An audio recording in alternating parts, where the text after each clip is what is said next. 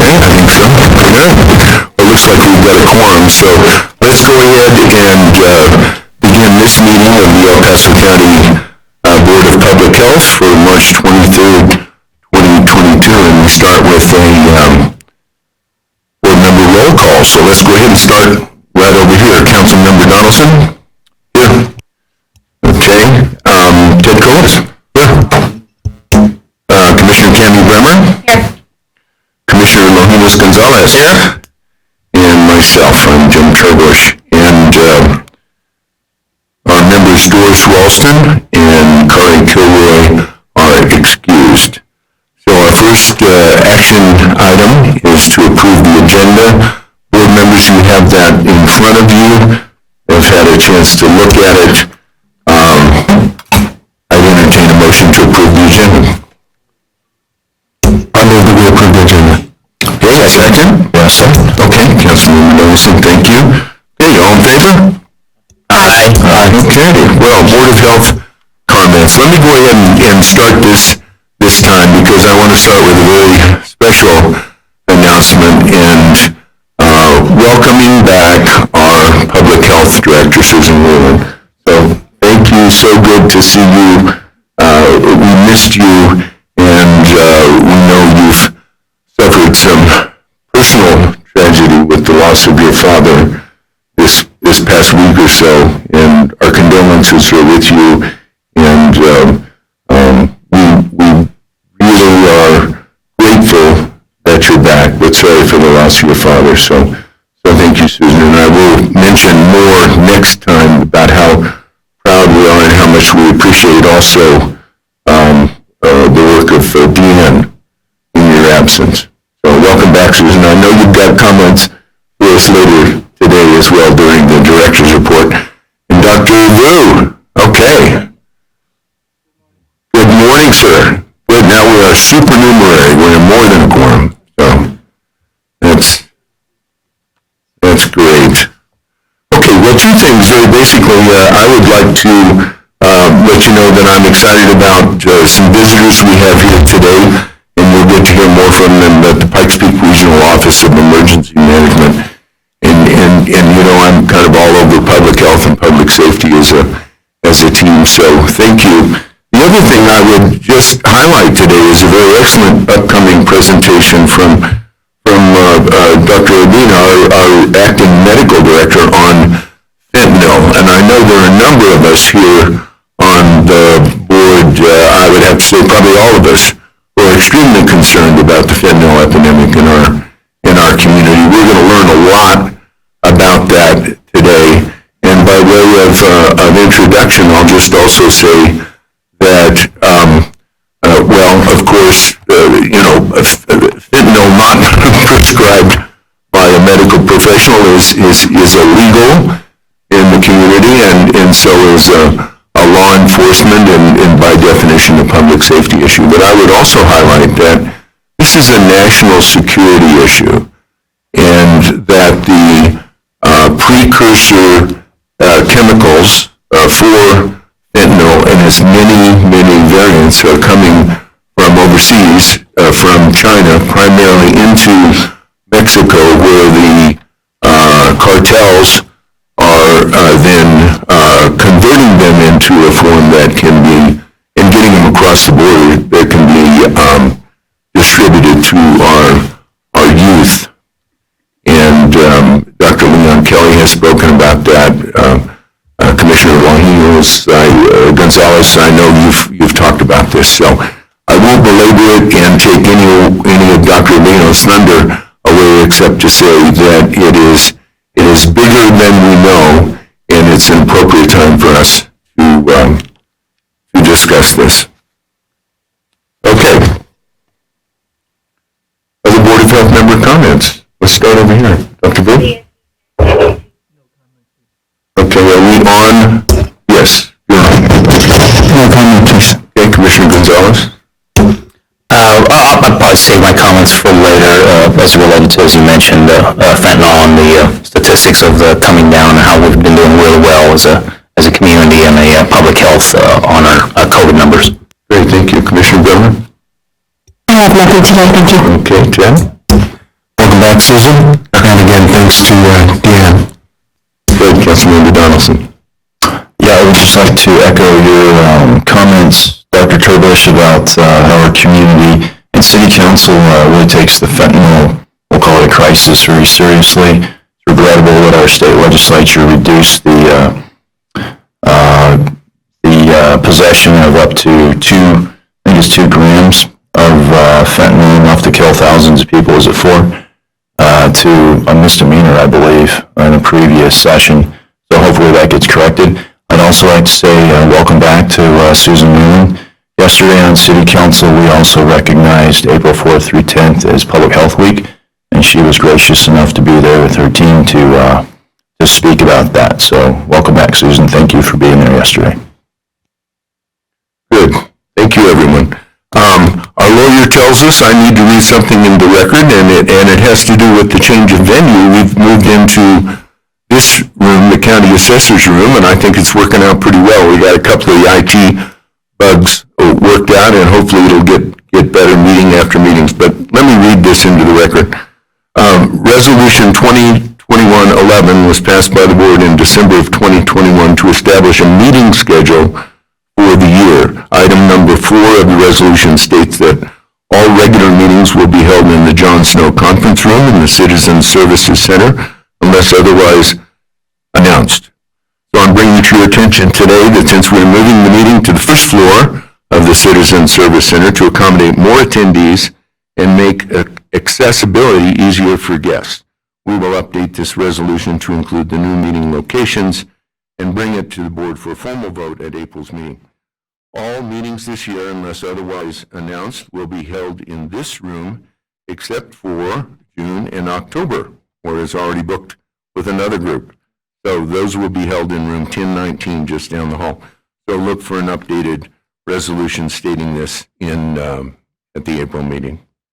Okay, number 4 is public comment on items not scheduled on the agenda. So do we have any members of the public here who would care to make a comment at this time? No? I do know we have one elected official in the audience, and I'll just mention that. Nancy Fortune, who's a council member for the city of Manitou, is here, and we have another elected official, who's Council Member Tom Strand. Welcome, sir, and welcome to our meeting.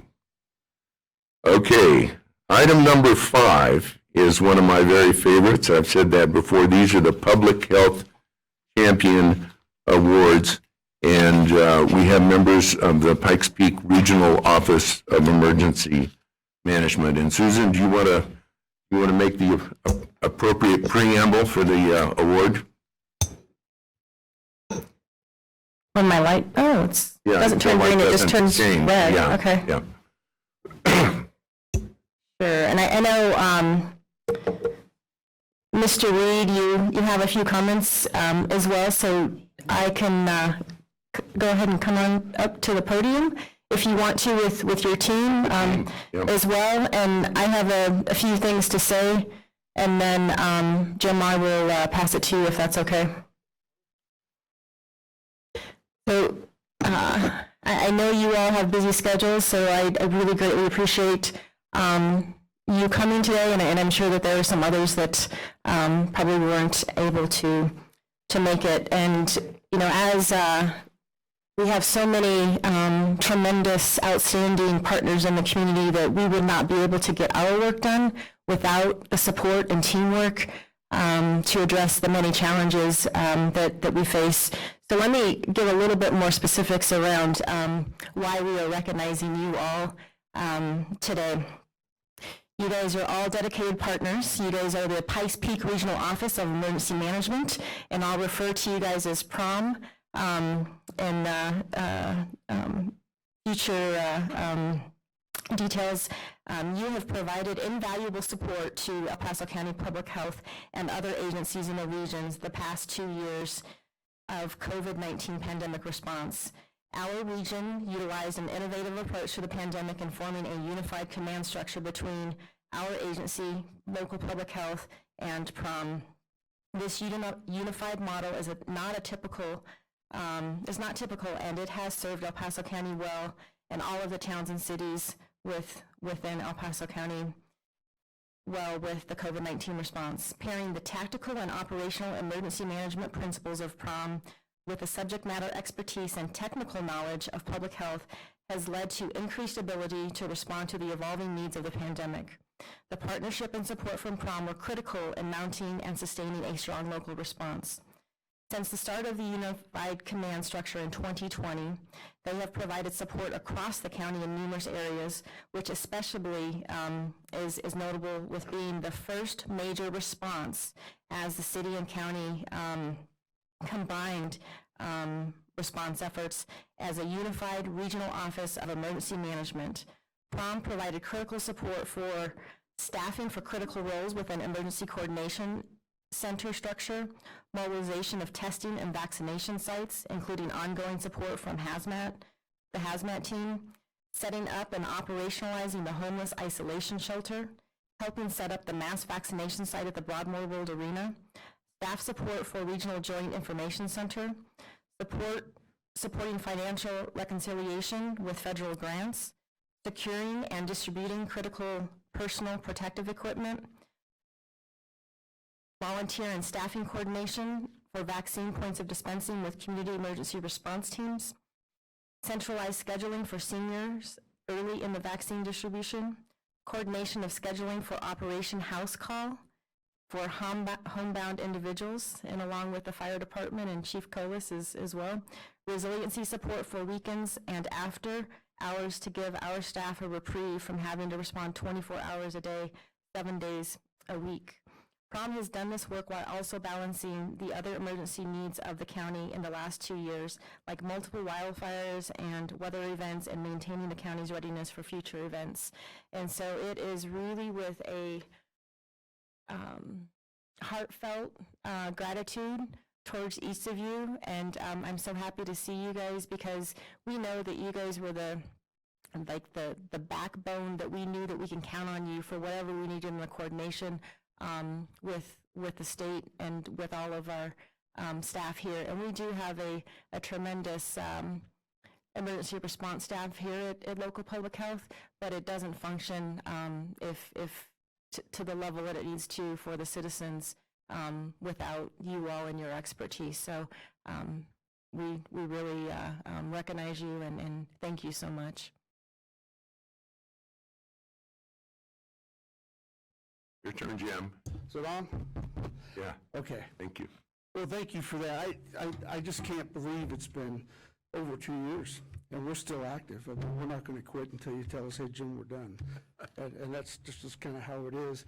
You know, I've thank you for this honor. I didn't expect this. I was asked to come speak a little bit about the response, but I didn't realize this, so thank you. Certainly not necessary, but can we give my team a round Yes. of applause for Please. Jim, do you want to introduce them? Thanks. You know, as a firefighter, I fought a lot of fires in my career, and, you know, we always knew eventually the fire would go out, right? And the other thing that we had is we could see it, and we knew when we put water or agent on it, we could see the effects of what happened. Well, when the pandemic hit, the health department had to deal with something they couldn't see. And there was no agent that they could put on it to make it go away. And they also didn't know how long this thing was going to last. So you're fighting something you can't see, you don't know how long it's going to last, and you have nothing to prevent it from happening, and people are dying. So it really hit home for the health department. It was a really tough thing for them because they're professionals, you know, that are dedicated their lives to protecting people through preventive medicine, education, healthier community. They work hard, disease monitoring, they do all this. And they live and work and go to school in this community. So it's really tough for them when they come across something like this, and we don't know how long this thing is going to last. The pandemic is kind of like a fire. It spread rapidly. It did cause death. The differences are you're finding something you can't see. You don't know when it ends initially. But the other thing is add in the multiple directions from the federal government, state leadership, CDPHE. And to further complicate the issue, you had people who are self-proclaimed experts that were sharing their expertise online. I mean, what could go wrong, right? Absolutely nothing, right? I think the thing I dreaded the most were the Friday afternoon meetings with the governor, those press conferences. because that's when he made policy. And he did it without working with our local public health departments. So our health departments are scrambling. He's made policy. We're waiting for CDPHE to give us the exact guidance. And our health department guys are standing here going, okay, we want to get it out because the citizens, the governor said. And they work till 2, 3 o'clock in the morning writing these public health orders to make it happen. Amazing. And this guy did this for 2 years. He should have worked with his team, had it done ahead of time, said what he had to say, and help everybody be successful in this. And I think there was a problem there that's hard to address. We did unify immediately, and I think that was not the case for everybody here in the state. And I think it was a force multiplication. I learned more about the health department than I ever thought I'd ever know, right? And you learned more about ICS and PPRA than you thought you would know. But it was immediate. And that speaks to the leadership of, yes, let's work together. It's not mine, it's ours. And we're going to work together and help and support the community, and we're going to get through this together. And we did that. So thank you for your leadership and saying, hey, let's work together and make this happen. I was part of the policy group, as Susan said, and I had the opportunity to fill in for the health department on the weekends. I'm sure there was a little anxiety for the health department, me filling in for the weekends, right? Well, you know this. I'll make a decision. Let there be no doubt in your mind, right? A lot of apprehension. A lot of apprehension, right? But you know what? We made decisions, and I got to be part of that. So I'm very honored that you entrusted me with that, and Lonnie as well. On occasion, we did that. So thank you for that. But here's what I learned about your team. No task was too big. The attitude is, we got this. We're going to make this happen, no matter what short notice it was or how hard or difficult it was going to be.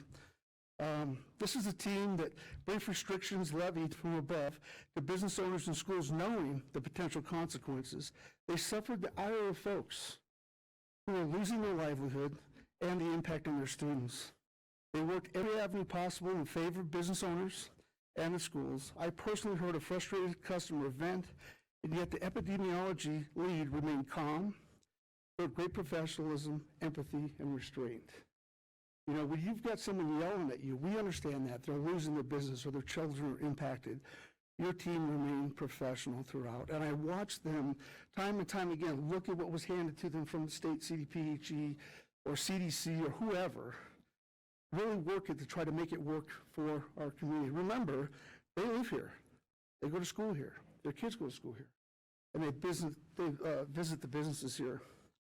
You know, unlike a fire, this is a long-haul response. It's still ongoing, and you still have normal operations going on as well, don't you, Susan?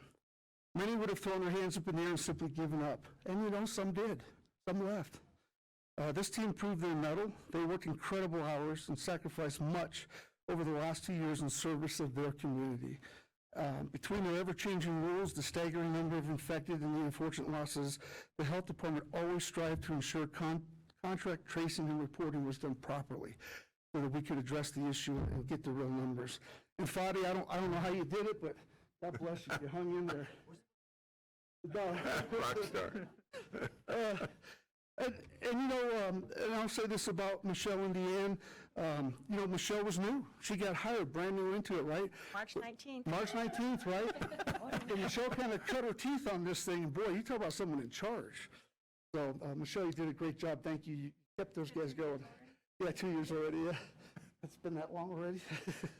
But they did a great job. I'm gonna say this. I think the lives that your staff have impacted, and the lives that you've saved, I think people miss that.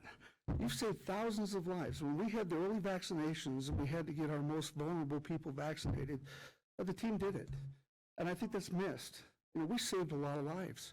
And I think that's an accomplishment you and your team should be very proud of.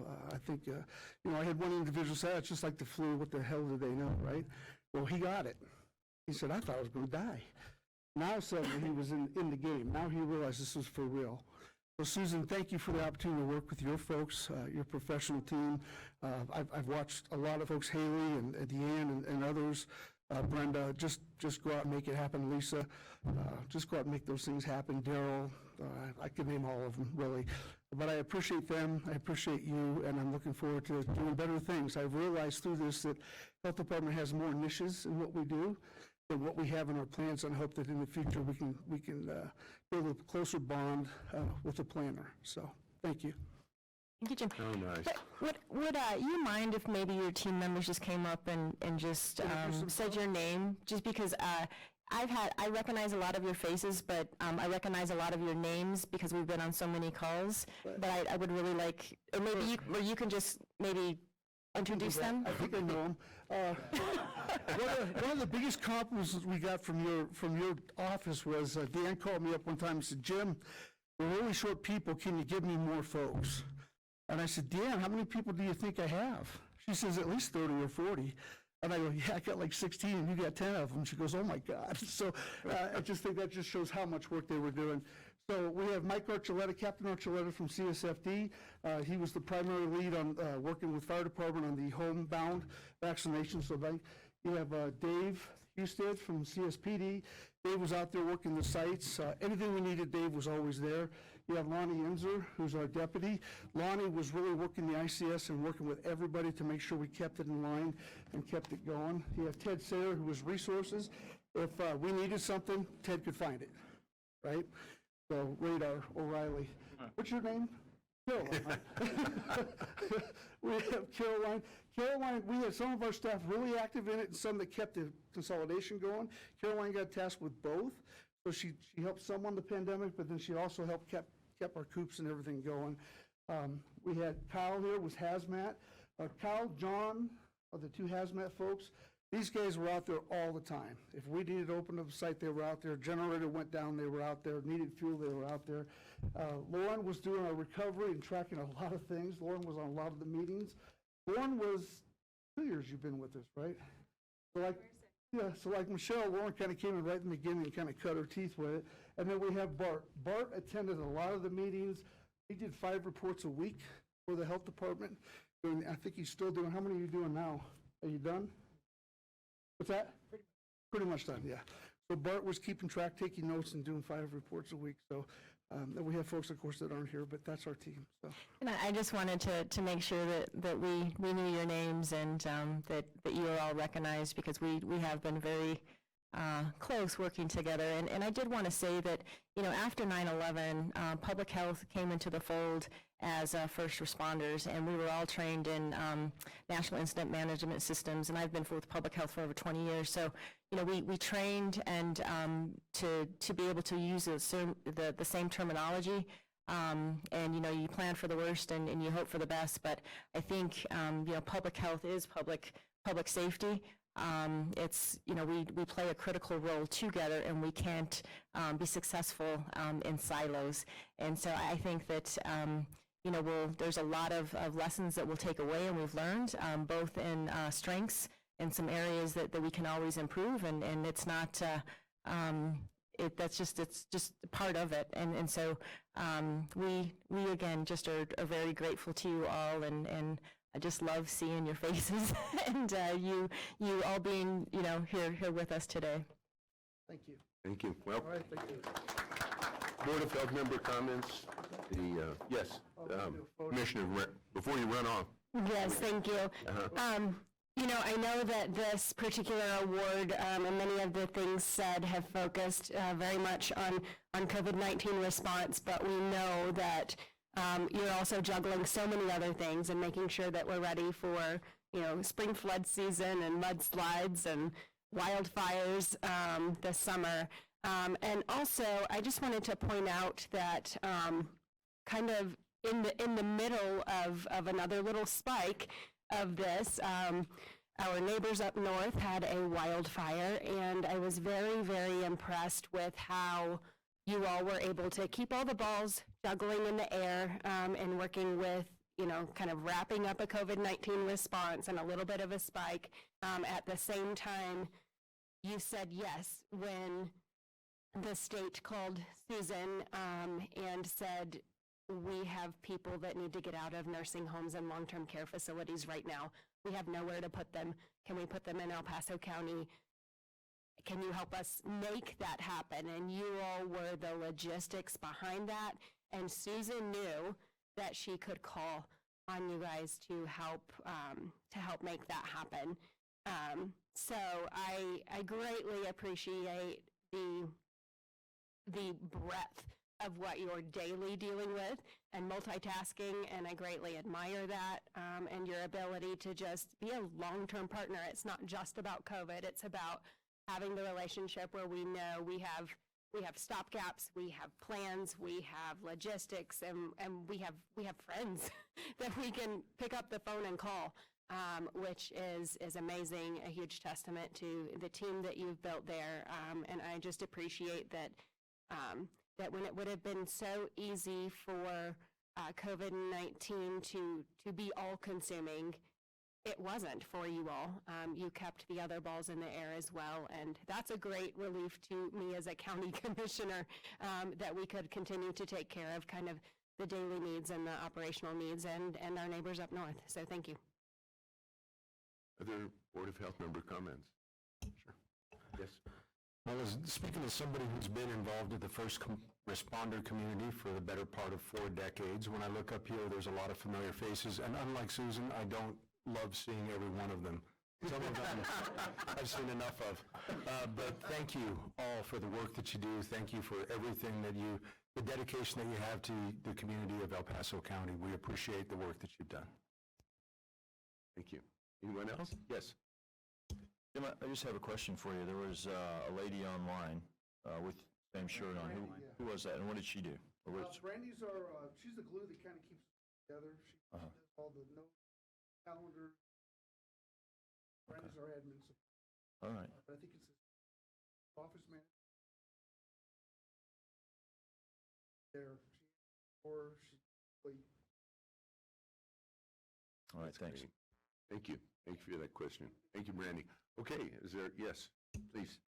Thank you. I wanted to thank the team. I got to work with several of the group here in the M117 fire, the Hanover, or the Fort Carson Hanover fire several years ago out in the district, the south side in my district.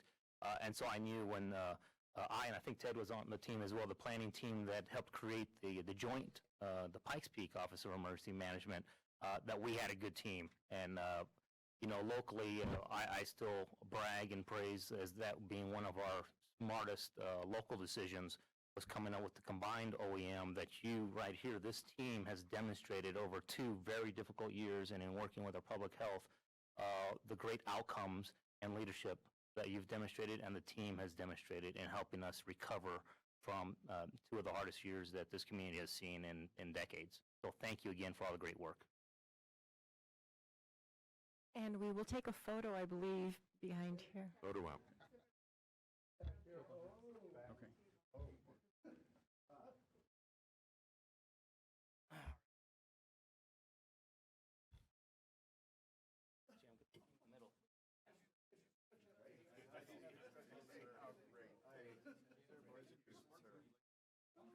Okay, so I guess we'll just fill in here then.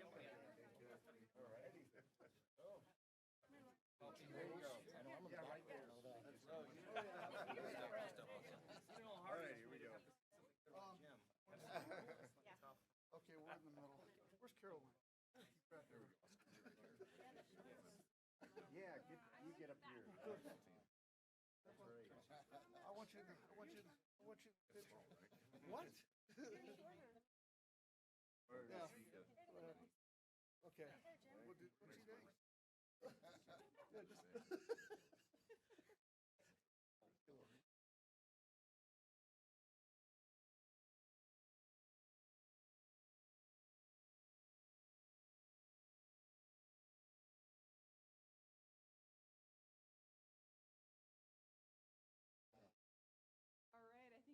All right, thank you. Thank you very much. Thanks. You know how hard it is for me to say something good about you. Oh, I know. Well, the check won't bounce, trust me. Thank you. Take care.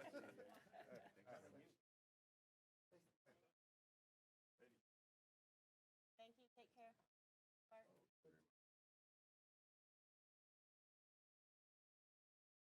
Thank you, Brandy.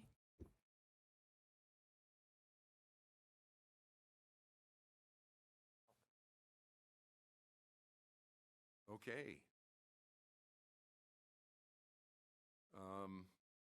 Back to the business of the board. We have an action item to approve the minutes from our last meeting of February 23rd. So, board members, you have that in your packets. And any corrections or additions? If not, I'd entertain a motion to approve. I move that we approve the minutes as written. Second. All in favor? Aye. Aye. Great. Samantha Montmany? Did I mess it up? Sorry. We're okay? Okay, finance and budget. Thank you. Samantha Montmany with El Paso County. I'm Budget Supervisor for Health and Human Services. So this is your Check and February. see if your mic is on, please. The green light doesn't come on, yeah. The eye is down. There you go. Okay. Sorry.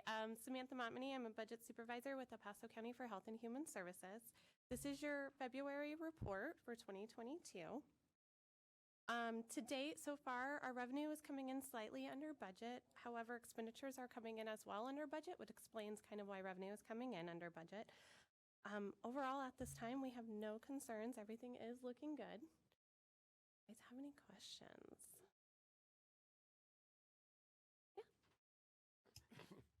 Samantha, I'm just curious, what is the reason for expenditure to be under budget, please?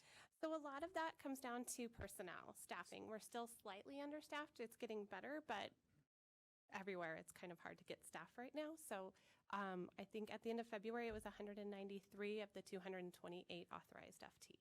Yes, thank you. That's a So good part of it. in my mind, staffing is, expenditure and staffing is lower because of less number of staff that we have now. In addition to that, I'm guessing that the cost per staff has not decreased. And in the future, when we catch up to the appropriate number of staffing, then the expenditure is expected to increase in the future. Yes, Okay. yes. As the staff increases, the personnel expenditures will increase with it, and it will kind of get back up to budget. So. Yes, and then perhaps when we will be appropriately staffed in the future, then that expenditure will be higher than it historically has been. It'll be slightly higher, but it'll be still within what we are budgeted for the year is our anticipation. Okay, thank you. Anticipated. Mr. President, Yes, please. and Samantha, is this on? It is.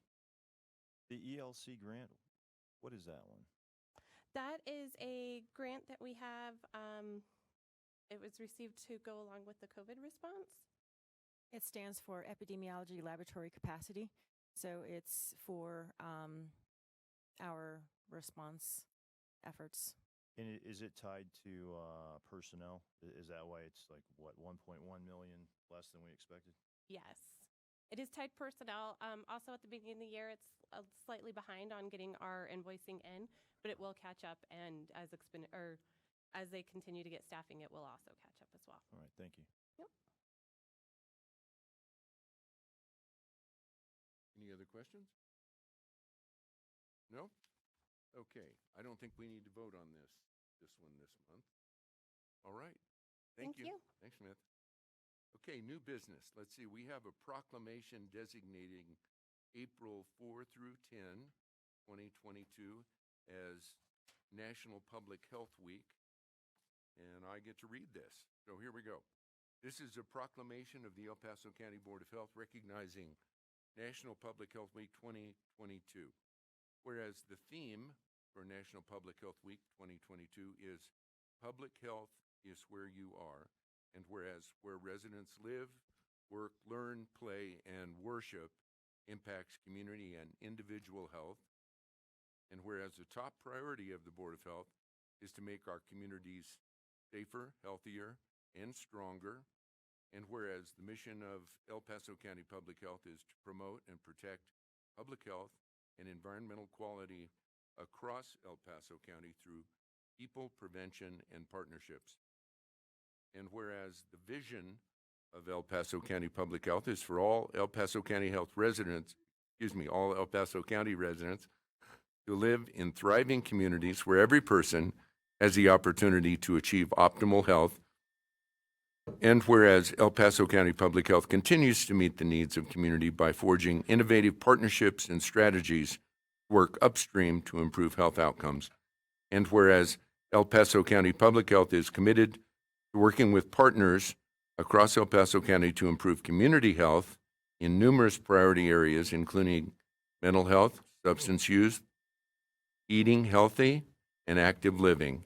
And whereas it is more important than ever to celebrate public health, support, and advance the mission of public health, and continue to acknowledge and appreciate El Paso County Public Health staff for their work and dedication to keep our communities healthy.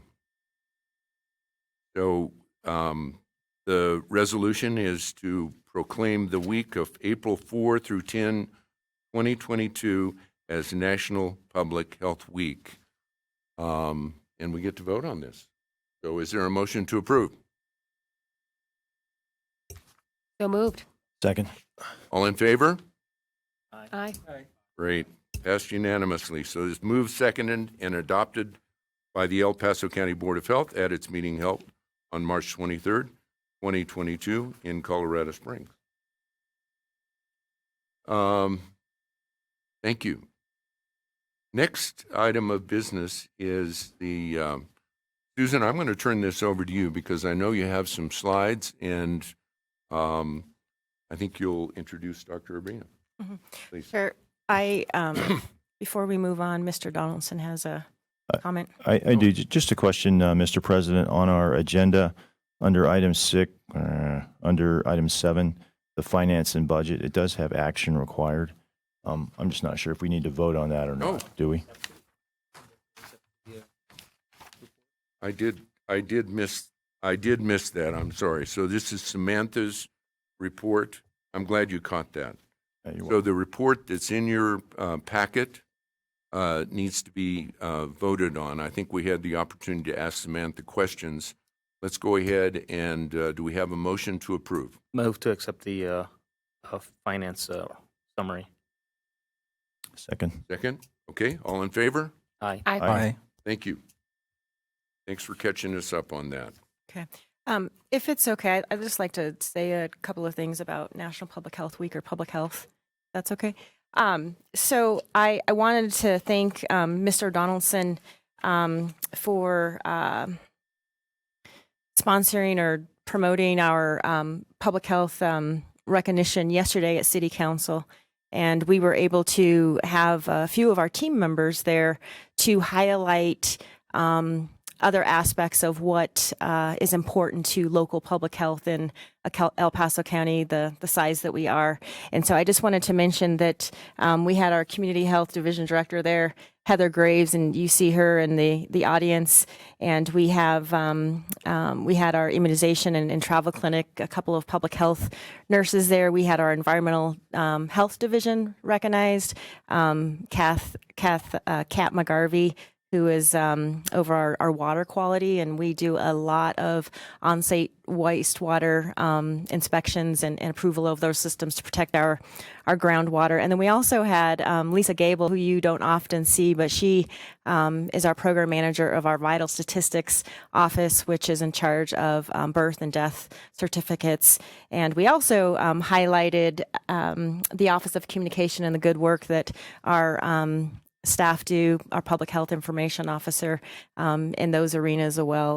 COVID has been, dominating our work for the past couple of years, but I did want to emphasize that there's so much more that public health is responsible for and that we do. So I just appreciate Mr. Donaldson and sponsoring that resolution. And I know that we have the President, Tom Strand, I believe, in the audience. And I just wanted to say that, across the board at City Council, the elected officials were very supportive and appreciative and had a lot of positive comments for our staff. And I really wanted to emphasize that they see our staff, they recognize our staff, they appreciate our staff, and I want our team to really take that in, because your efforts do not go unrecognized. And it might not make the news, the great work that you all are doing, but know that the community supports you and knows that the work that you are doing are valuable.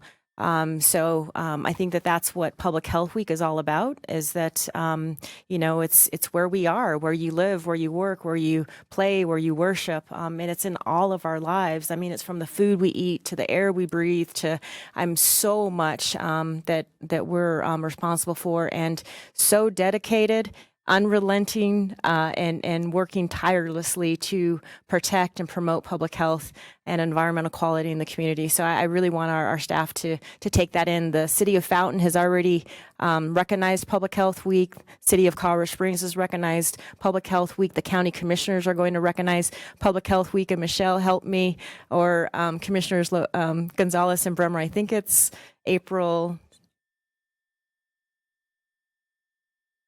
5th. And so looking forward to that.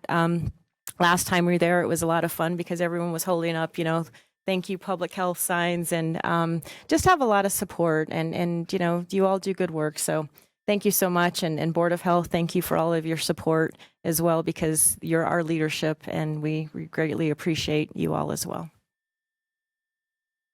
So now moving on to some issues that are on everyone's minds, and I'll refresh everyone's memories that, speaking about what other aspects of public health is involved in, we do have a community health indicator report, which is data driven. We take all of the data in the community, and then we work with a healthy community collaborative, which is made up of 60 different organizations and individuals in the community, to identify what are we going to work on collectively in a community health improvement plan. And on that plan, it's substance use, it's mental health, and substance misuse, healthy eating, and active living. And that's what we're going to be talking about today. And so I would like to have our medical director come up, Dr. Urbina, and he is going to give us some basics, and bear with us if you already know some of the stuff, but I think it is really important to start with the basics and then take it into some more detail. So with that, Dr. Urbina, if you could go ahead and start your presentation.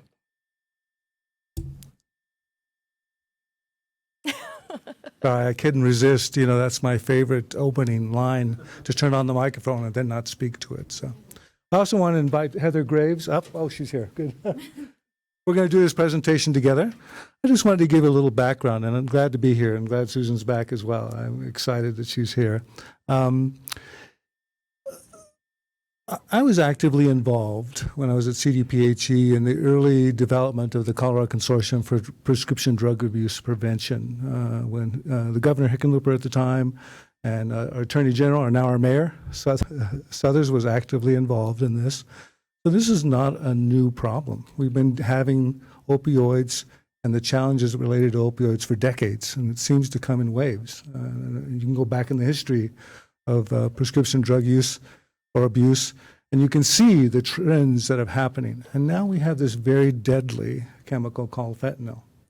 So I'm going to walk you through some of that history, walk you through some of the data, and hopefully engage in a conversation, because I do think public health has a role in developing and participating in the actions going forward. Not the only role, but a very important role. So next slide, please, Haley. So just for reference, I'm a family physician, and I prescribed lots of narcotics in my day, and we didn't really realize at the time that prescription drug abuse was an issue.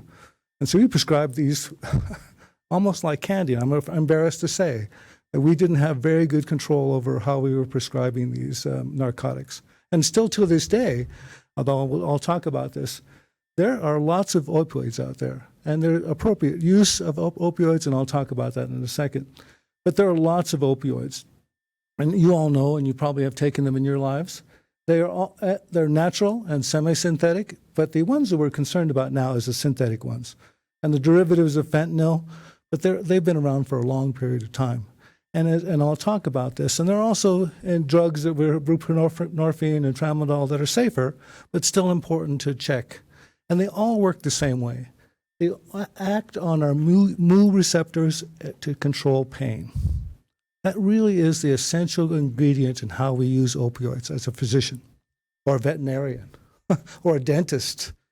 When's the last time you had dental care? And they usually prescribe narcotics because dental pain is very painful. Veterinarians prescribe it as well. But the challenge for us is that there's a reward center in our brain, and I'm not an addiction specialist by any means, that gets turned on.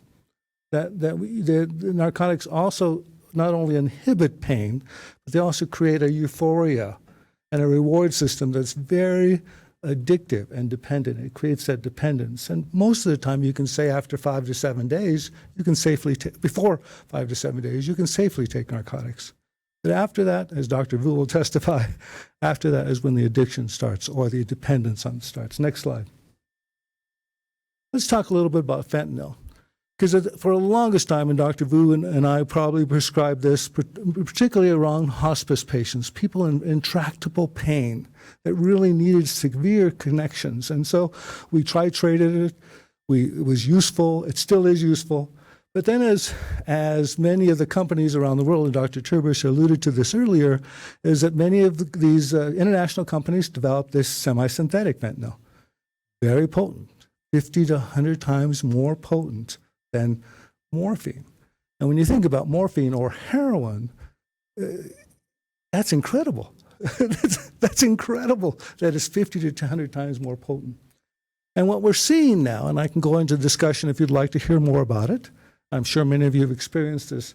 Now, opioids on the street are now being laced with essentially fentanyl. So a consumer who's dependent or has a substance use disorder may pick up a pill. And several high-profile cases have happened in El Paso County because of that, because they were unaware that fentanyl had been laced in their Percocet pill. It's added to cocaine. There were very high-profile cases in East Denver or in Aurora where people were using cocaine. It was laced with fentanyl, and they died. So its impact is greatest in people who are unaware that it's being in their chemical. It's being mixed in. Yes, Commissioner or Council Member. Yeah, Dr. Urbana. What's the purpose of lacing it with fentanyl, like cocaine? Why did they mix that in there?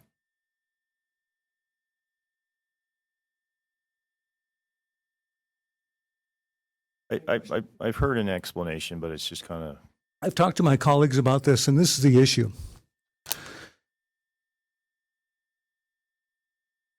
It's cheap. It predicts a greater amount of dependence and addiction, so you're creating new users by lacing it, and it creates a little bit higher high. So it's a very inexpensive high that people can use, and basically the sellers of this drug are using it to market and create new dependence on this market. It's kind of like a fast sale, cheap, and a way of generating more users of the drug. That's the easiest explanation I can give you.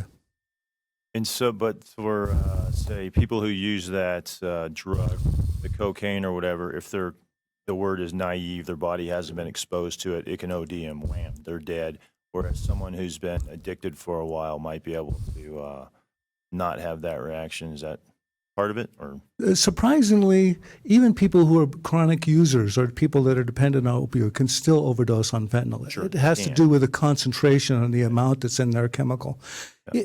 And now, as you know, many people are testing drugs on the street with fentanyl strips so you can actually identify. The challenge is when you look at it in a pill form, that small little grain or sand of fentanyl could be on the other side of the pill. And no one is going to really smash up their narcotics to actually test the entire thing. So that's the challenge, is that a naive person more likely to die, but even a chronic user can also die depending on the dose of the fentanyl they consume. Sure, thanks. Yes, Commissioner. And to be clear, the fentanyl-laced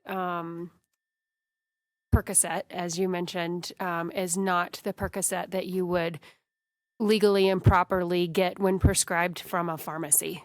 That's It is the exactly street correct. version. These are all street drugs, and that's why I mentioned that in my comments, is that it's processed. So it's you're bringing together a traditional, that's traditional, a narcotic like Percocet or oxycodone or any of the things I listed up, and you mix it with this fentanyl, gives you a little stronger high, and that's the challenge for us as people are trying to prevent this from happening. Good point. Any other questions? I'm glad you're asking these questions. I think this is the issue. All of these narcotics cause respiratory depression. All of narcotics cause respiratory depression. And those naive folks, or depending on the dose, it can cause death as well. Very difficult to reverse. You often see people, and it's dose dependent, of course, take 2 or 3 doses of Narcan. And there are no first responders here, but many of our first responders will say, boy, they didn't recover. They didn't recoup. They'll give 2 or 3 times the amount of Narcan. And that's a drug that replaces or displaces the receptor or the opioid from those mu receptors that I talk about. So, next slide. This is an important slide because I wanted to give you some background, is that this has been going around, I alluded to this earlier, it's been going around for a long period of time. Early on in the crisis, 10 to 15 years ago, we had talked about getting rid of the prescription pad, or basically restricting our providers from prescribing inordinate amounts of narcotics. And I was one of those. I admit that I was naive about my impact of my prescriptions. But now we've got great training and really have reduced the amount of people who are actually prescribing drugs, and we've gotten alternatives to that. So this has really been an important trend, because if you look on this continuum, there's misuse. That's a substance use disorder. There's substance abuse, and people naively will take one Percocet pill they didn't know was laced with fentanyl and die because of that abuse, not aware of it. There's occasional users. Obviously, somebody who has a dental issue may take 3 or 4 Percocet, for a day and be completely fine, not going to be dependent on it. And finally, people that are adherents that actually have chronic use. So Dr. Vu shaking his head. Well, we've all prescribed our narcotics for people that are appropriate amounts of narcotics. When I had my knees replaced, my orthopedic surgeon gave me, 100 Percocet. What? I said, I don't need all these. He said, no, you're going to use them. So I took 18 of them. And it was useful, important, appropriate, adherent use of narcotics. It's when the abuse or the dependency comes in. So next slide. Dr. Urbana? Yes. If I could, I always remember this from when I was in PA school back in, say, 98, 99, is back then, that's when pain became this real big thing we had to get ahead of. You had to get ahead of pain. And so we were told absolutely that you needed to prescribe narcotics to get ahead of the pain. You were really encouraged to do that as a young PA, young doctor going into medicine at that time. A few years later, I don't remember if it was 5 or 10, all of a sudden the brakes went on. Oh, bad idea, because the opioid addiction crisis had hit. So it was just interesting. I happened to go through PA school at that time when we were really pushed to prescribe this stuff. I never felt comfortable doing it because, as you point out, there's an appropriate level, and then there's this give them 100, so they don't call in for a refill. So, and as I said, actually, good point, City Council member, is that we gave them out. We created some of the dependence and addiction, but we didn't do it all, because obviously there are a lot of people that like to use narcotics and like to use street drugs that we didn't cause as health providers. So, but I can take a little blame, but not all the blame. So. There was a real change in philosophy at that time because absolutely pain became the 5th vital sign, if I remember right? And Dr. Vu's shaking his head. He remembers this too. Yeah, so there was a point where hospitals and clinicians were graded for how well their patients' pain was controlled. Yeah, it was called a vital sign. You know, we had how do you eliminate pain from 1 to 10? Yes, that was the issue, yes. But now, hopefully, that's in the past. I show this pyramid because it's important to point out that for every death, it impacts other people. 18 people are, this is from 2018 or 2017. 18 people had a substance use disorder involving opioids. 62 people had a substance use disorder involving prescription opioids. 377 people who misused prescription opioids in the past year, and almost 3,000 people who used prescription drugs.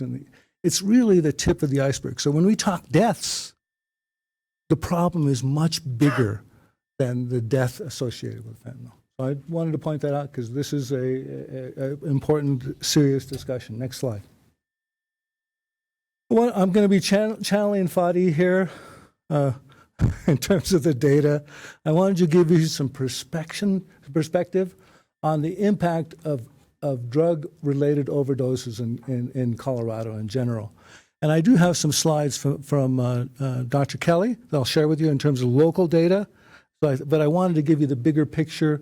And I took the same time period, 2016 to 2020.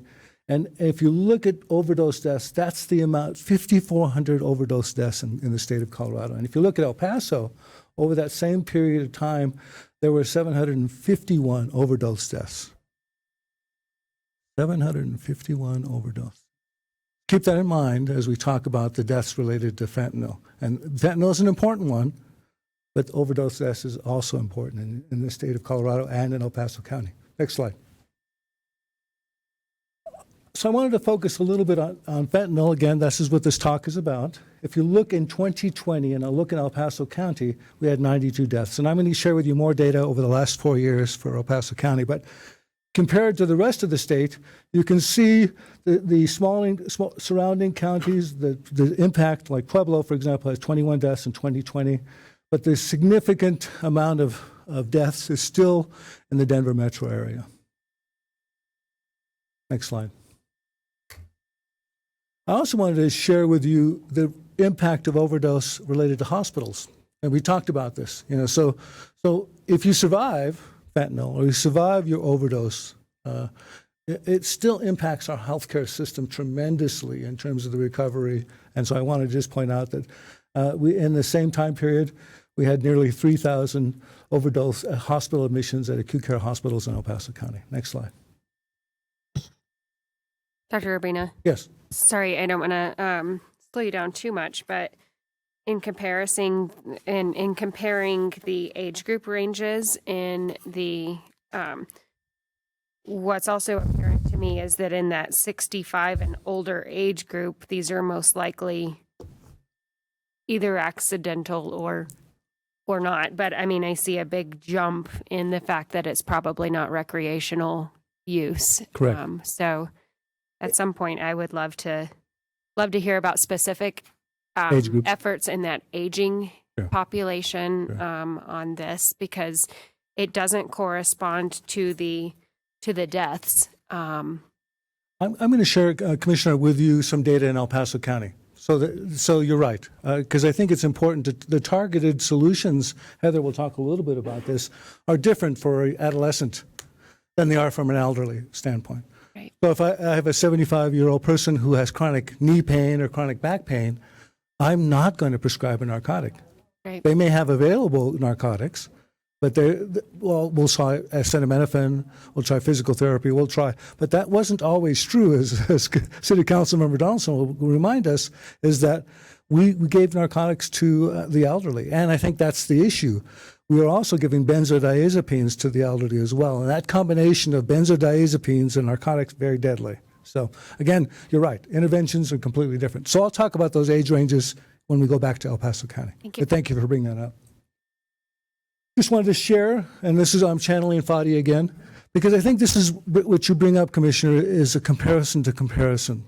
When you factor out age, and you do an age adjustment rate, not just raw numbers or crude rates, it actually doesn't look as bad, but it's still important to compare population to population. So when you look at age-adjusted rates per 100,000 in El Paso County, it's 2.5. Compare that to Pueblo, 2.9. Or compare it to Denver at 6.4. So I think when we compare apples, we have to compare them to other apples and not apples to oranges. So I just want you to know that following these trends and rates and counts is important, but following rates is more important. So I shared this with you. The next slide. One fast Yes. question on that one. What's going on down there in Los Animas County? Yeah. They're like off the scale.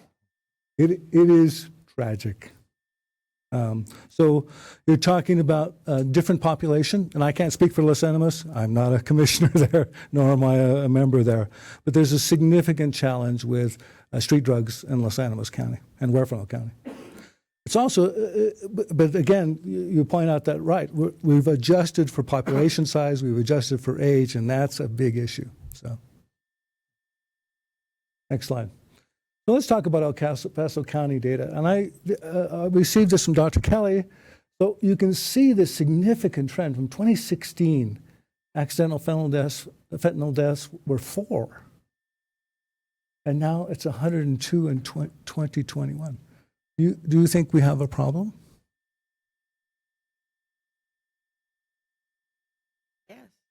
Yeah, I would say so. So this is real. This is real data. And so we could talk about overdose deaths in 2016, and people were using street drugs. But now the fentanyl has become very deadly. And so next slide.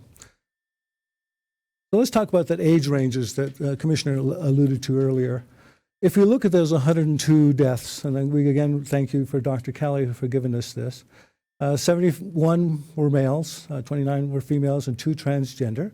Age range was from somebody accidentally from a very young age, 1 to 67. The mean age was 38, younger population. And you can see if you look at the age ranges, and the pie chart will share that with you. Under 18, there were 5. 18 to 29, there were that's 28.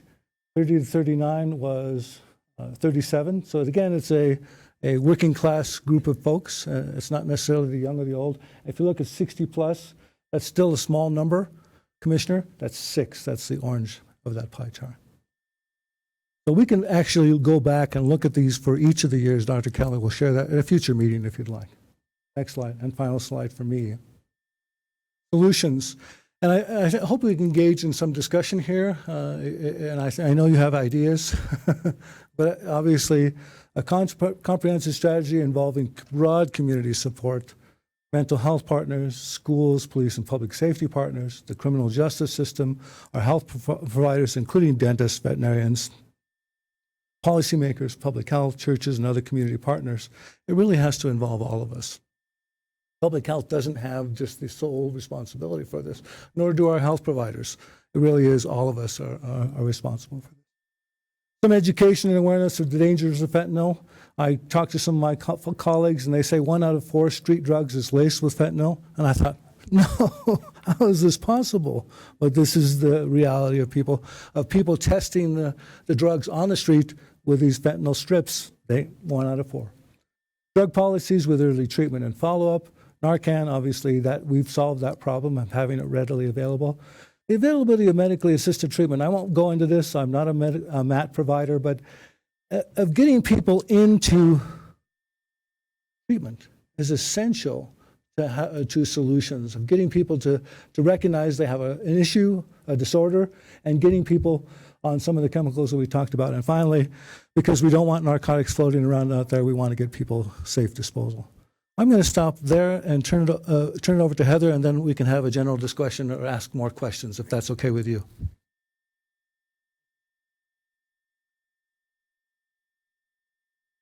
Hi, everyone. Hi, Heather. Can you hear me okay? Okay. Thanks for the opportunity to speak on this. I'm fairly new with the agency, just been in about 6 months, but I wanted to talk a little bit about the existing efforts that public health is engaged in for several years. So, okay.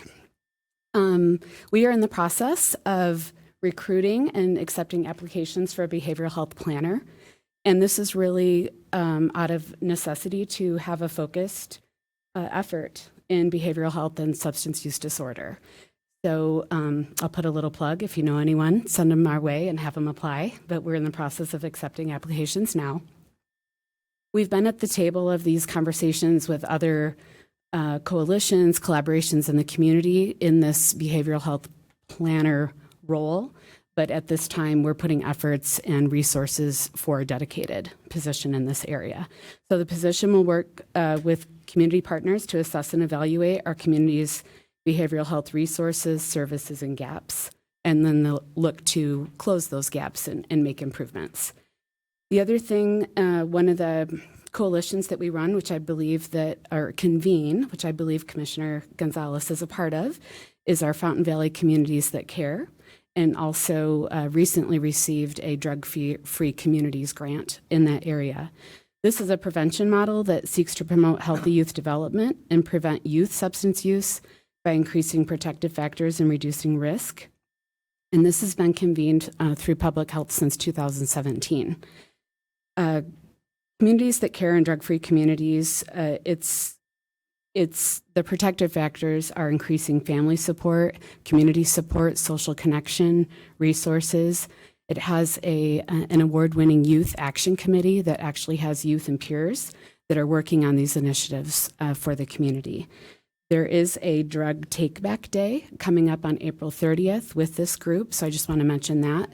And the learnings that we have in this group, we will share, or we do share, in our other collaborations and committees.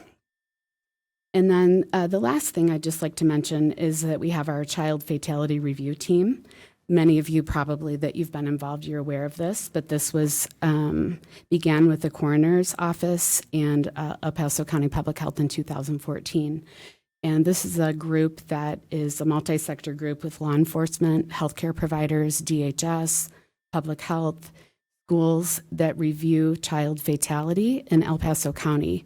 It's usually almost a year behind, if that's the right word, but it's cases that are from the previous year. Then we come together, review those cases, and look for areas of prevention. And then we work to infuse education, communication, awareness, so that we can make an impact in preventing future deaths in those areas. Lastly, I would just add that, as I said, we're a part of many collaborations and committees throughout El Paso County. There's a large behavioral health steering committee that has again many multi-sector partners, and this is at the top of the conversation: substance use disorder, substance abuse, and mental health here in El Paso County. Thank you, Heather. And Dr. Urbina, I wanted to add, maybe to refresh some memories also over the years. Dr. Kelly couldn't be here today because he's out of town, but back in 2014, we were extremely concerned about teen suicides. And Dr. Kelly and I convened many different leaders in our community, including schools, because these types of issues on substance use and suicide, some of the same prevention models help to gain some improvements on those issues. So we convened numerous different groups, and that's what public health does, is convene and then create action plans and use data to produce some results. And at that time in 2014, we left it open and asked the leaders, and this was the police chief. I know Tom Strand, you were involved in this, commissioners, National Alliance on Mental Illness, the hospitals. I mean, we had really large groups, and we asked these groups, what are the top 2 issues in El Paso County that you want to give some resources to and really dedicate efforts? And the top 2 issues that came out of that were issues facing youth, and teen suicide prevention was a top issue, and then youth substance use. And so what we did as a child fatality review team, and Tom Strand was also on the child fatality review team as well with us. And this is, really difficult topics. But we worked together to look for funding sources, because, funding is not plentiful in all aspects of public health, but we were able to secure grants where we hired a teen suicide prevention planner, and also with the help of the county commissioners to sustain those efforts. Now, if you, I know you all keep track of our progress and community collaborations of how we've impacted teen suicides in El Paso County, and we need to keep up with that momentum. Now, the behavioral health planner is the same type of model where we are going to address youth substance use. And so these efforts are making a lot of progress, and it's only successful with a tremendous amount of support and efforts from the community and also leaders to make progress. And I will also say that the Fountain Valley communities that care, we were asking numerous different leaders, who could really pull it together, from the police chief to the city council to the school superintendents and representatives. It's not that the city of Fountain has higher drug rates among youth. It's because that community was ready to step forward, provide the leadership. And when you're talking about youth substance use, it's not, you make more progress when it's in communities or zip codes, and they really look at the policies and into the ground level, the protective risk factors that was what's going to make a sustainable change and impacts with the investments. And that's why that community was chosen. But there are various different models that could work, but it has to be much more than public health, invested in the time and the resources that is needed. So we are making progress, but there is still a lot more to do, especially when you're talking about prevention. It's not a quick fix. It's not a quick fix in 6 months or a year. It has to be an investment, and it has to be long term, and that's where we will produce some results. But I did want to provide a little bit of that background because 2014 it's taking it takes a lot of time to work on this. So I thank you, Heather and Dr. Urbina, and like to open it up for any questions on this topic. Go ahead. Thank you, Chris. Thank you, Heather. I have one small comment, maybe two questions, please, and the questions about Narcan. So the comments really is perhaps pharmacists can be included in the category of community supports. Two questions about Narcan. One is I don't know for sure, but in Colorado, is Narcan over the counter, or does it require prescription? It is over the counter, Dr. Vu. You can get it from a pharmacy. There are some public health departments in the state of Colorado actually train people and give Narcan to them. So that's available, yes. Can I get your thoughts on the risks of and benefits of Narcan being over the counter? In my mind, the benefit of Narcan being over the counter is that it is widely available and potentially can save a lot of lives. The risks, some of the risks on my mind, number one is that we miss out on the opportunity of a face-to-face education between the person carrying the Narcan, the patient, and a clinician. The other possible risk of Narcan over the counter is people may not understand that Narcan is short acting, is much shorter acting compared to the effect of opiates. That repeated dose of Narcan may need to be used, and use of Narcan, even though it reverses the effect of opioid, there's a risk that the user may not call 911. So can I have your thoughts on those risks and benefits, please? Sure. Thank you, Dr. Vu. Great questions and observations. Obviously, you've been out in the field. You understand how this works. When we trained first responders, policemen, fire, EMS responders, we trained those folks to also continue to monitor their patients. So it's not one and done. It's one and call 911 if you're if you're not available. Or if you're a first responder. So immediately you're continuing to monitor eye, sweating. Because remember, Narcan triggers a withdrawal. It basically replaces the opioid from the immune receptor. So you have to monitor these folks very closely. So you're exactly right. So we're not just giving Narcan on the street to just the innocent bystander. We're trying to train people as we go through. So it's essential. Two, I agree with you. I think Narcan has to be attached to a medically assisted treatment. If just continuing to not identify folks who are using substances on a regular basis, substance use disorder, or as Heather alluded to, linking them to care is essential. And so I think some of the partnerships, Heather can speak to this probably, is making sure that we have the available medically assisted treatment at the same time we're getting people into that. So many fire folks, policemen are now linking those to I forgot what the acronym stands for, LEAD, law enforcement diversions for getting people immediately after they given Narcan to get them into not into jail, but to get them into treatment as a way of getting folks to get off their substance uses. So you're exactly right. We have to link those together. It by itself. And I know there was a big push up in the Denver area. Many of the media was saying, well, let's just give it out to everybody. But I don't think that that's going to be sufficient enough. It may reverse it short term, but not long term. Correct. Thank you for your comments. Thank you. Steve?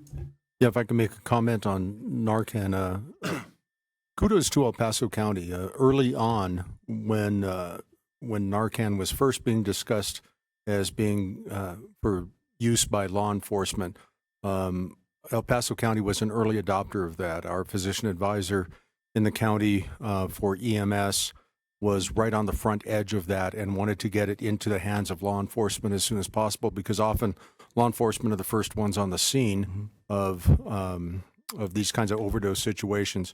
I don't know how many have seen it, but in the news just recently, the last day or so, there's body cam video. I think it occurred a few months ago, but they just recently released it from Canyon City, where law enforcement gave 3 doses of Narcan to someone who was suspected of having a fentanyl overdose.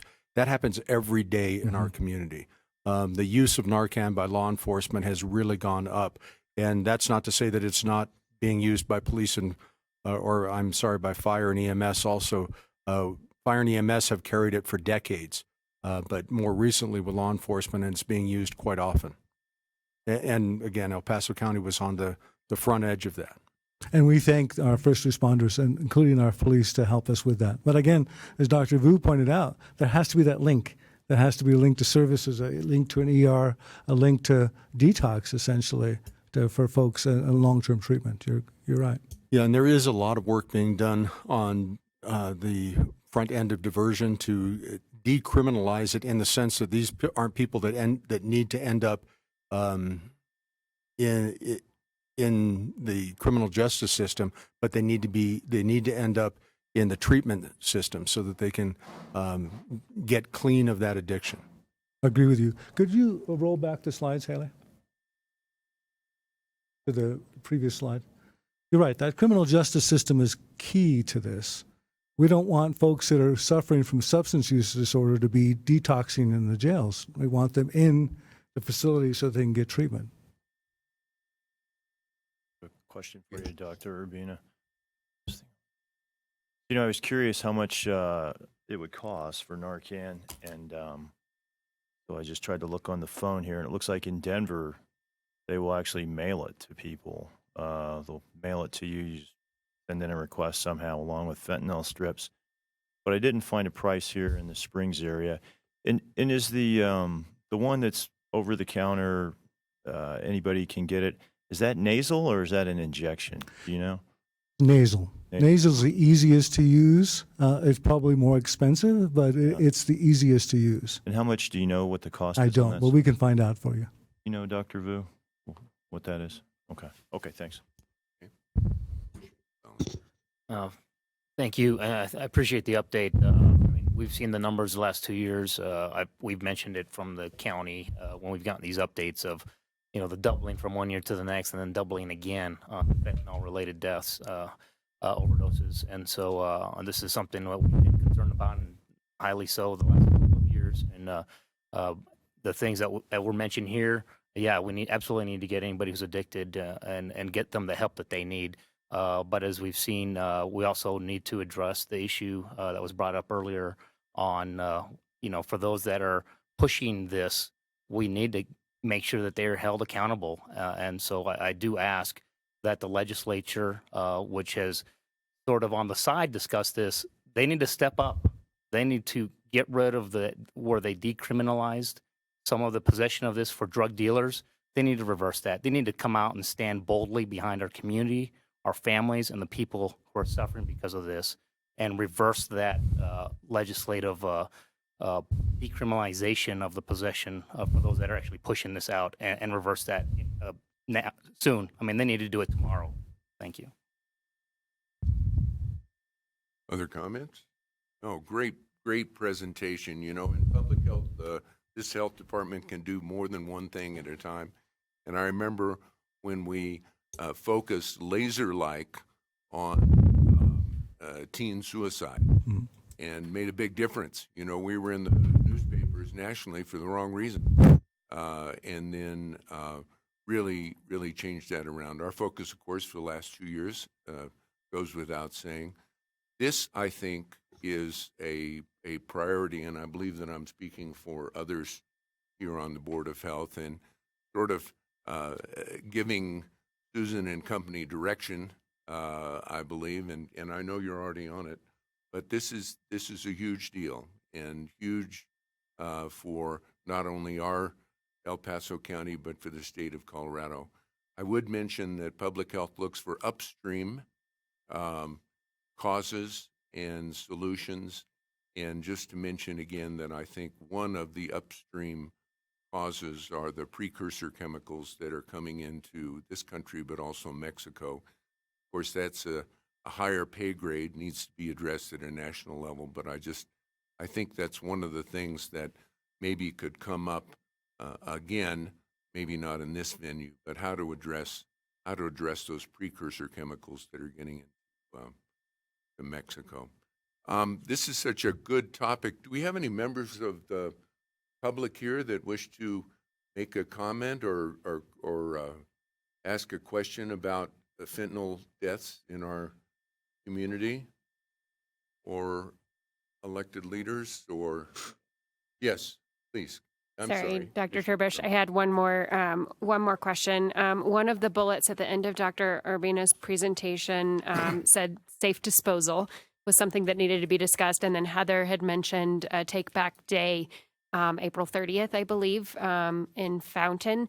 But are there any ongoing efforts to provide, other than, there's Great American Take Back Day, there are all kinds of efforts that seem to center on us being at a certain place and time with certain drugs to dispose of. Are there any ongoing efforts to ensure that there's always a safe place to take that back?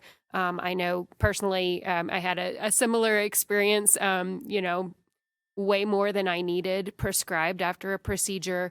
And, the pharmacies can't take them back because they can't, there aren't the proper controls over disposing of them there, or accountability. So what are the options for the everyday person who needs to dispose of properly those drugs?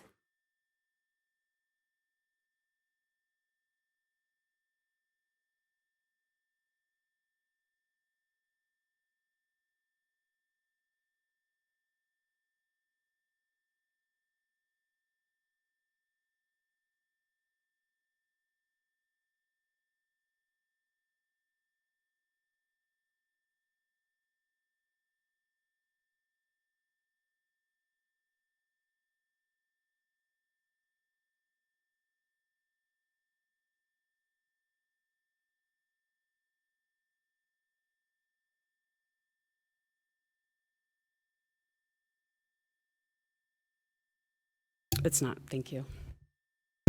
Okay. You all, sorry about that. So the other thing is there's locked boxes, and there's education on how families can keep prescription drugs away or out of the hands of those that should not have that. So that's part of it. But in terms of general take back, I'll have to get back to you. Mm-hmm. Anything else? Yes. Oh, please, go ahead. Thank you. And just to be specific, I use the shorthand term, and I apologize for saying decriminalization. I don't want anybody in the public to consider this board or myself ignorant of the fact. What I meant was that removing fentanyl from being a felony to a misdemeanor for possession with intent to sell, potentially because of the amount that they had in their possession. So I wanted to just be very specific. I did use a shorthand term. Did not mean that out of ignorance. Understand the difference. Asking that people stand up and for the fentanyl to remake it a felony for the limited numbers, because even in the small doses, it's killing thousands and way too many people. Thank you. Dr. Tribush, can I also add something to Heather's comments? Please. There are pharmacies that prior to COVID we actually had worked with around town in the northern part of Colorado to actually get them to take back some of the narcotics. It's very hard to do that. And that doesn't mean we couldn't do it in the future, but it's difficult to do. But in the interim, what I would suggest just over the counter, other than keeping them safely away from children, is you can smash them up, mix them up with coffee grounds, and throw them in the trash. That you can do with all your drugs, but do not throw them in the water or flush them down the toilet, because then we'll have a lot of pain addicted fish out there. We don't want to do that. So don't throw them in the water, but you can dispose them into the trash if you smash them up and put them in coffee grounds, kind of thing. There you go. Thank you, Dr. Urbina. I will add, there is a site on the Colorado Department of Public Health and Environment, which is a Colorado Household Medication Take-Back Program. There's an interactive map that you can go to for folks that are wanting to know where they can dispose of the properly in El Paso County. So that is, we'll probably put a link maybe on our website for easier access as well and get it out there. We are going to turn to a COVID update, if that's okay. And I know that we have our emergency preparedness and response coordinator, Daryl Kirby, with us. And then we have Dr. Urbina also that are going to provide an update on the COVID response. So Daryl, come on up. You want to sit there, and then I'll present the first couple slides, and you present the most important slide. So thanks. I knew you couldn't get through a Board of Health meeting, at least in the last 2 years, not talking about COVID. So we're going to give you a brief update with no data. So Fadi's here if there are questions about what's happening, you can also go to our dashboard. Is that correct, Susan, to find the updated data? So I just wanted to emphasize we have some very positive trends here in El Paso County, very positive trends across all metrics. Cases, test positivity, hospitalizations, and death. We have high levels, and we don't know exact number, of immunity related to both vaccinations and previous infections. But we're still not completely free. And Dr. Vu and I both wear our masks in today because I think we're trying to continue to say that prevention measures remain important. So that if you haven't been vaccinated, get vaccinated. If you haven't been boosted and you've gotten 2 doses, get your booster. And if you've had a previous infection, there's good data to say that getting an extra boost actually prolongs that immunity that you may have gotten from that infection. So vaccines do work. They're safe and effective. Consider wearing a mask indoors if you're in a high-risk group. I'm in a high-risk group. I'm over the age of 65. So I continue to wear masks indoors. I think we should encourage people to consider doing it. Not necessarily to say you have to do it or mandate it, but we recommend it, particularly if you're immunocompromised or taking immunosuppressant medication over the age of 65 or have chronic medical conditions. Because if you become infected and you have one of those conditions, even if you've had a previous infection or had vaccines, you are still more likely to have a hospitalization and death. So it's still important to take prevention strategies. Next slide. at the state and federal level, it's important to know, and why we led with our fentanyl discussion is we're making a transition here in the health department to address issues that are important in our community, in addition to COVID. Not in place of, but in addition to COVID. So we're now beginning to look at our regular reporting system. Haley's here and she can answer all of your questions more than I can.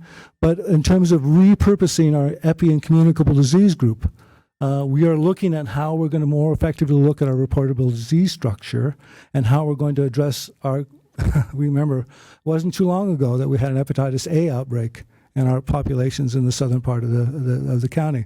So I think we're still going to be shifting those work teams back to our traditional healthcare structure. Diagnosing, testing, administration of therapeutic treatments, vaccination campaigns will begin to shift back to healthcare settings. And I have to give credit to our healthcare system, Dr. Vu, our hospitals, our community.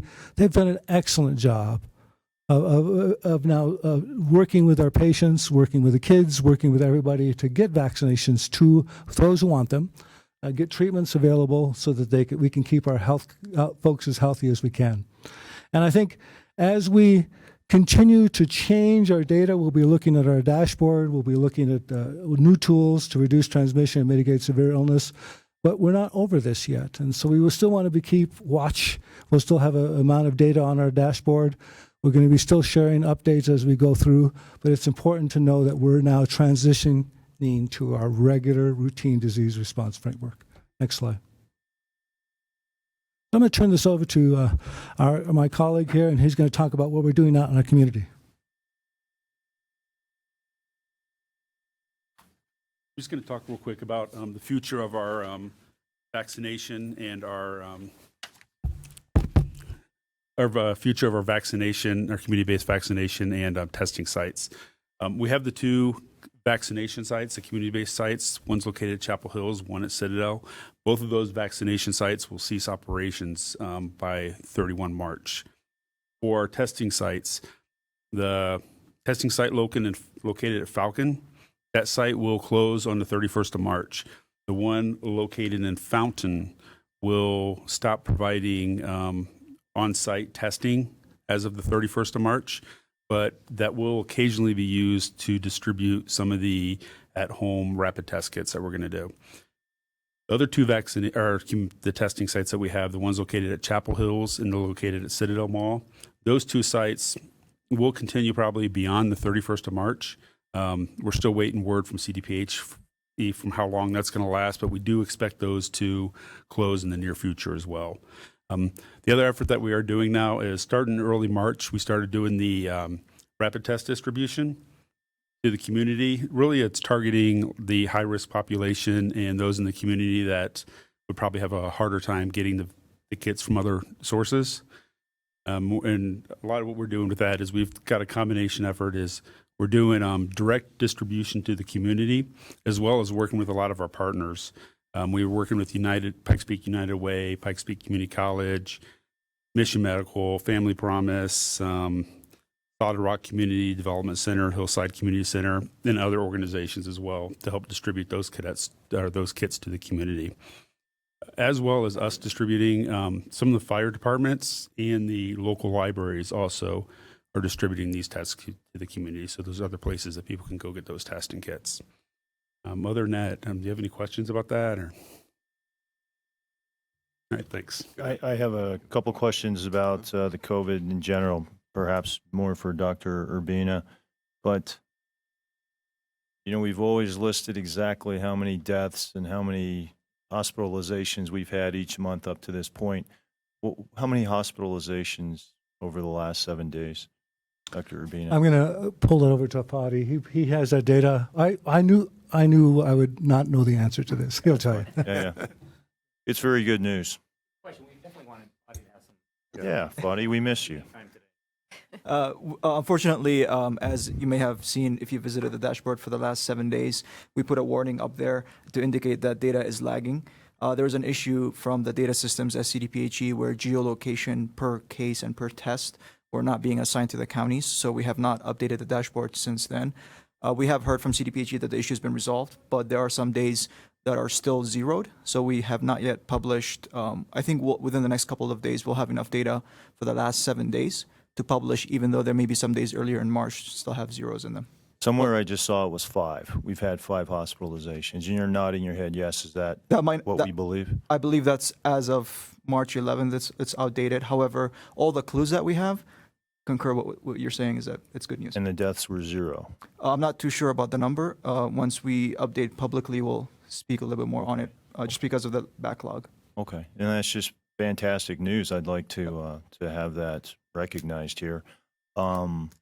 What are we doing with contact tracing now? I knew for a while there were so many cases, it was just out of control, but we still had a lot of people, I think full-time temporary employees chasing that. Could somebody address that? I'll have our program manager, Haley Zachary, speak about that. But I also just wanted to note that, our agency is responsible for contact tracing with over 60 different reportable diseases. And so we've been prioritizing all along, including COVID. And Haley, if you can give us an update to Mr. Donaldson's question. Sure. So this on? Sorry. So we are currently actually in a kind of changing pattern. So information is still, we are still waiting on information from CDPHE regarding the ELC grant and what the scope of work is going to be within that. So currently the kind of word on the street, is that contact tracing will no longer be a requirement of that. However, because we still have staff and our case counts are low, we are still pursuing that until we can ensure that we've got a comprehensive way forward for our community to be able to know the proper pathways, not only for them, but also if they're trying to reach public health as well. So we are still engaging in that, but chances are that we will begin to phase that process out as we kind of move into this new ELC scope of work. Okay, and when do we think we would get word on that guidance to go ahead and phase that out? So I'll go ahead and answer that. I mean, when it comes to funding and the requirements of the state and the epidemiology and laboratory capacity, we're very reliant on them. We try to engage every day and trying to see what the future looks like so we can plan for our staffing.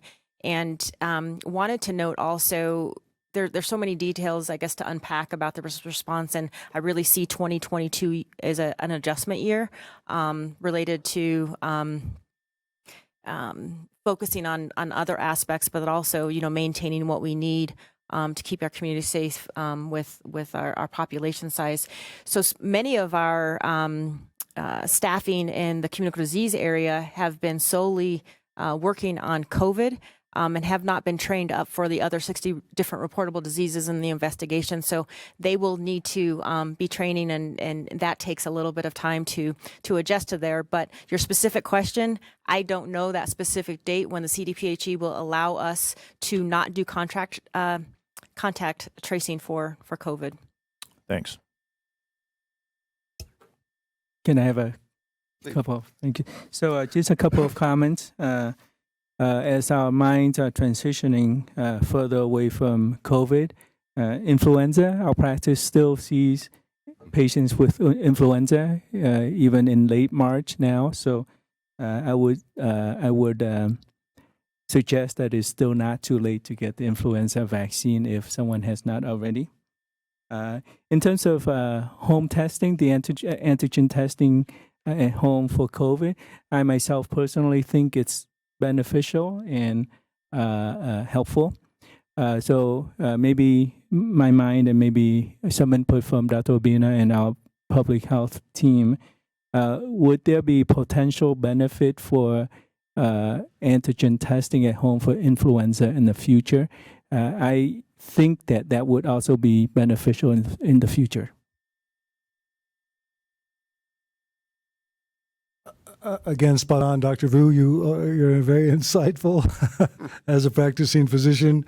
You notice the trends in influenza went down significantly when we encouraged people to get the vaccine, as well as when we encouraged people to physically distance themselves and wear a mask. All of those were true in terms of stopping other respiratory illnesses. So you're right, spot on regarding that. It's not too late to get a flu vaccine. The challenge with having kits at home for influenza is expense.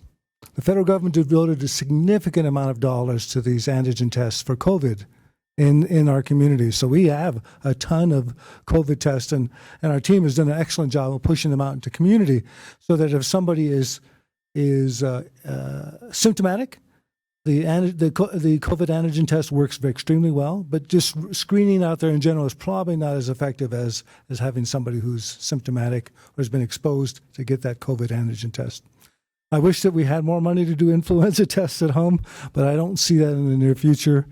I think what we see is a challenge that in many ways people are not worried about the flu. In fact, you hear this oftentimes, well, it's just the flu, right? It's just the flu. Well, in some years we have 100,000 deaths related to the flu. Sometimes we have only 25 to 35,000, again, still in those vulnerable populations. So I think part of our role in the future is to continue to emphasize getting flu vaccines and doing, again, those risk, stratifying risk for those populations that are over the age of 65, again, very vulnerable populations when they're newborn. I think we're going to continue to put that message out there. But thank you for making that observation. Okay. Thank you, Daryl and Dr. Urbina. I wanted to just to add a little bit as well. When Dr. Urbina talked about fentanyl and opioids and how important rates are to do some adjustment for population sizes, we will do a lot more evaluation as it relates to our COVID response and some of the data and present it at a later time, and also do some rates related to some of the metrics that we have been following all along. What we're doing related to adjusting for 2022 while we're still keeping an eye on what's going on with COVID is much of what we've done in scaling up to the capacity to respond to COVID, we are going to scale down. And we are in that process, if you've heard from Daryl Kirby with our emergency response team, that, it hasn't been normal to have large-scale testing sites in parking lots. It hasn't been normal to have the hospitals do thousands of vaccinations. We want people to have a medical home and to be able to go see their medical provider or community health clinic and get their vaccinations and testing. So we are going to be in that process for some time to scale down and to adjust prior to where we were with COVID. And that is, for me, and I think my team, a really good feeling to get back to some or other public health issues while we'll still be focused on infection disease. But this feels really good. So, Mr. Donaldson, when you talk about celebrating some of the numbers, I'm very happy with what I'm seeing, and I'm going to just read a couple of things, just kind of as a snapshot of El Paso County's response. And I asked Fadi to put this together for me a couple of days ago. And we'll see where El Paso County lands related to the data. And we don't want to forget that, this data is connected to people and connected to families. And so I think that we need to keep that in mind. But when you talk about El Paso County's population, we're the most populated county in the state of Colorado with 8 towns and cities. So with the response efforts, death is usually an indicator of how the response went, and when we adjust it for total deaths per 100,000, our county among the most populated counties ranks 5th. And I say that because there are some smaller counties that are not on the list that have higher death rates, but Pueblo County is at 473 deaths per 100,000. Adams County, which is up north, 255 deaths per 100,000. Jefferson County, 250 deaths per 100,000. Weld County, 233 deaths per 100,000, and El Paso County is 231 deaths per 100,000. The state of Colorado is at 226. Denver County is at 215. Arapahoe is at 210. Larimer County is at 141,000, and they're just over like a 200,000 population. Boulder County, 124, and Douglas County, 122. And so that one is that's one metric, but as we focused on education and collaboration and getting input about our response related to the direction that we took, I think, when we evaluated, I think it's I'm looking forward to that evaluation and seeing how we did. When we talk about hospitalizations in 2020, we had 2,139. In 2021, we had 4,258, and that was with Delta, and that's where things really picked up with the new variant, and a total of 7,476. And I did speak with a healthcare representative the other day, and they said that they are doing very well. So to the point of the hospitalizations, that they're doing very well, and so that is music to our ears for the hospitalizations going way down. And I do think it's tremendous that our community responded, not only the military community, the veteran community, the hospitals, the homebound, the fire station, everyone stepped up, and we administered 1,098,200 total doses administered in El Paso County. I think that is significant work from our team and from the community that we band together. There have been 489,000 people that have been vaccinated. That's 73%.